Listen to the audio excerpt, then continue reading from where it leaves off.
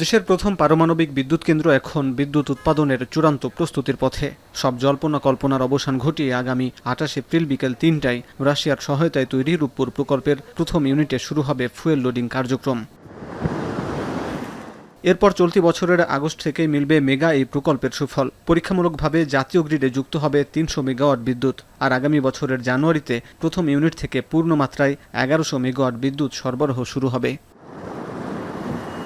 এছাড়া দ্বিতীয় ইউনিটের ফুয়েল লোডিং শুরু হবে ২০২৭ সালের জুনে। সে বছরের সেপ্টেম্বর নাগাদ ২ ইউনিট মিলিয়ে মোট ২২০০ মেগাওয়াট যুক্ত হবে জাতীয় গ্রিডে। রোববার সচিবালয়ে এক ব্রিফিংয়ে রূপপুর পারমাণবিক বিদ্যুৎ কেন্দ্রের অগ্রগতি তুলে ধরেন বিজ্ঞান ও প্রযুক্তিমন্ত্রী ফকির মাহবুব আনাম। ১৫ দিন লাগবে ফুয়েল লোডিংটা, আবার বাকি ১৫ দিন লাগবে টেস্টিংটা। So all together almost 30 days। ৩০ দিন হওয়ার পরে let's say middle of August or 3rd week of August আমরা আল্লাহ চাইতো 300 মেগাওয়াটস বিদ্যুৎ আমরা ন্যাশনাল গ্রিড দিতে পারবো বলে আমরা আশা করছি।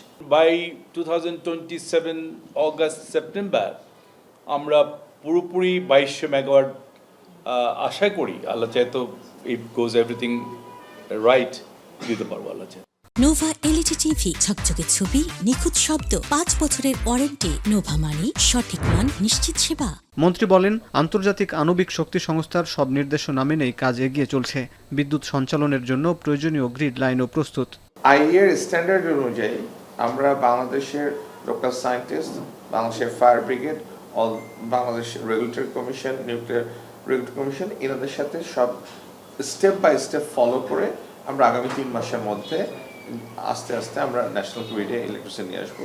এখন প্রকল্পটিতে কর্মরত আছেন ৫,০০০ রুশ কলাকুশলী এবং ২০,০০০ বাংলাদেশি কর্মী। ধাপে ধাপে কেন্দ্রটির পরিচালনার দায়িত্ব বাংলাদেশি জনবলের কাছে হস্তান্তর করা হবে বলে জানান বিজ্ঞান ও প্রযুক্তিমন্ত্রী।